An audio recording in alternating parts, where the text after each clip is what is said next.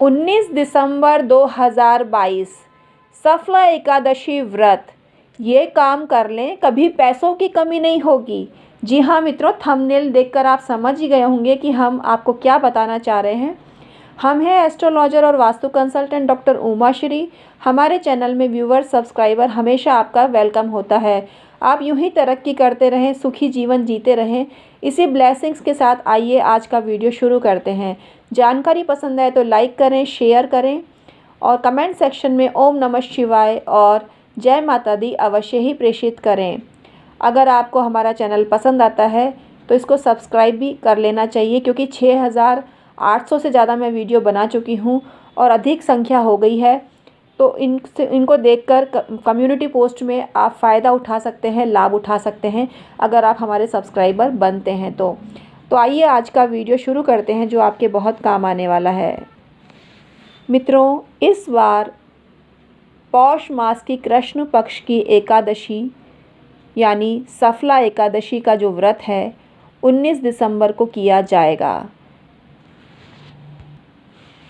इसमें श्री नारायण जी अधिदेव हैं और इनका विधि विधान से आप पूजन करते हैं, जैसे नारियल चढ़ाकर, नींबू, ज़मीरी, अबीर, अनार, सुपारी, लौंग आदि अर्पित करते हैं तो आपको ज़बरदस्त फ़ायदा मिलता है। नैवेद्य भी अर्पित करने चाहिए और पुष्पों आदि से 16 प्रकार की पूजा करके रात्रि को कथा, कीर्तन, श्रवण करते हुए दीपदान करना चाहिए और रात्रि जागरण करने से भी आपको ज़बरदस्त फ़ायदा होता है।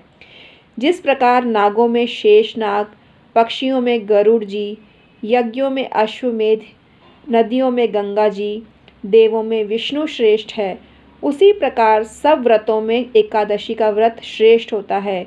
जो पुण्य 5 सहस्त्र वर्ष तक तपस्या करने से मिलता है, वही पुण्य भक्ति पूर्वक रात्रि जागरण करके सफला एकादशी का व्रत करने से आपको प्राप्त होता है।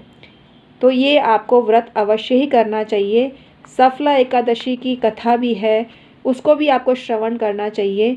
ये भगवान श्री कृष्ण बता रहे हैं कि हे पांडुपुत्र, मैं दक्षिणा वाले यज्ञ से इतना प्रसन्न नहीं होता जितना एकादशी व्रत करने वाले से प्रसन्न होता हूँ। व्रत को अत्यंत भक्तिपूर्वक करना चाहिए। हे युधिष्ठिर, पौष मास की कृष्ण पक्ष की जो एकादशी होती है उसको सफला नाम दिया गया है और इससे बहुत ज़्यादा पुण्य की प्राप्ति होती है। ये बात युधिष्ठिर ने पूछी थी भगवान श्री कृष्ण की कि कृष्ण से, हे माधव, पौष मास की कृष्ण पक्ष की एकादशी का क्या नाम है और उस दिन किस देवता का पूजन करना चाहिए, उसकी क्या विधि है और पुण्य कितना मिलता है। तो भगवान कृष्ण ने उनको ये जवाब दिया था जो हमने आपको बताया है। इसके जो पूजन श्री नारायण जी का किया जाता है और आपको रात्रि जागरण करने से ज़बरदस्त फ़ायदा मिलता है। हर एकादशी के पूजन में तुलसी दल अवश्य चढ़ाना चाहिए, क्योंकि भगवान श्री कृष्ण को तुलसी दल विशेष प्रिय है और भगवान श्री हरि को भी, विष्णु भगवान को भी तुलसी दल अति प्रिय है। इन दोनों की पूजा अधूरी मानी जाती है जिसमें तुलसी दल अर्पित न किया गया हो। लेकिन आपको सुपारी और लौंग भी चढ़ाना चाहिए, हमने आपको बताया, तो आपको पूर्ण फल मिलता है। इस एकादशी में लूम्पक की कथा का वर्णन किया गया है और इस कथा को भी आपको पढ़ना चाहिए, आपको ज़बरदस्त फ़ायदा होगा।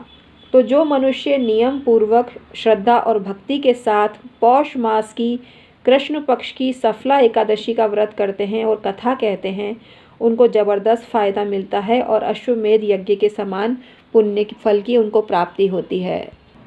इस एकादशी में फल, दूध और दूध से मिठाइयों का सेवन करना चाहिए। मेवों का सेवन करने से भी आपको फ़ायदा होता है। तो हम हैं एस्ट्रोलॉजर और वास्तु कंसल्टेंट डॉक्टर उमा श्री। आज की कथा आपको कैसी लगी? मतलब हमने कहानी नहीं सुनाई आपको, लेकिन विवरण बता दिया संपूर्ण।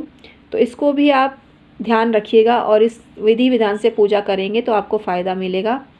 एकादशी का व्रत सब व्रतों में श्रेष्ठ होता है और ये पौष मास की कृष्ण पक्ष की एकादशी सफला एकादशी के नाम से जानी जाती है, जिसमें हर काम सफल होते हैं। आप किसी भी क्षेत्र में जो काम की सफलता चाह रहे हैं उसको इमेजिन करें, भगवान के सामने प्रे करके मेंशन करें इससे आपको हर काम में सफलता मिलेगी।